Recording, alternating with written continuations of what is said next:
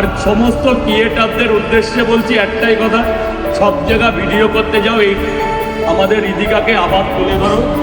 তো আজকে রাজুদার কাছে এসেছি রিদিকার জন্য কিছু বলতে বলবো দাদাকে। রিদিকা প্রায় 1 বছর আগের ঘটনা এটা। ওর একটা জটিল থেকে জটিলতম একটা অসুখ করেছে। তবে ওদের মা ঠারা আমাদের কাছে এসেছিল, আমরা কিন্তু অনেক ভিডিও করেছি। অতএব পুনরায় সেই টাকাটা জোগাড় হয়নি, কিন্তু আমরা পশ্চিমবঙ্গে থেকে আরো একটা মেয়েকে কিন্তু আমরা 16 কোটি টাকা দিয়ে চিকিৎসা করিয়ে দিয়েছি এবং সে সুস্থ হয়ে বাড়ি আছে। আমি চাইছি আপনারা কিঞ্চিত অর্থ দিয়ে একটা জায়গায় আসুন, যেন মেয়েটা মায়ের সন্তান মায়ের কোলে ফিরে থাকে। কারণ একটা সন্তানের যন্ত্রণা একটা মা ছাড়া আর কেউ বোঝে না।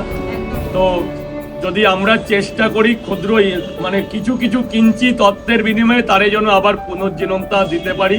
আর সমস্ত ক্রিয়েটারদের উদ্দেশ্যে বলছি একটাই কথা, সব জায়গা ভিডিও করতে যাও, এই আমাদের রিদিকাকে আবার তুলে ধরো, সেজন্য আবার আমাদের মধ্যে হাসি মুখে থাকতে পারে, মায়ের সন্তান মায়ের কোলে থাকতে পারে।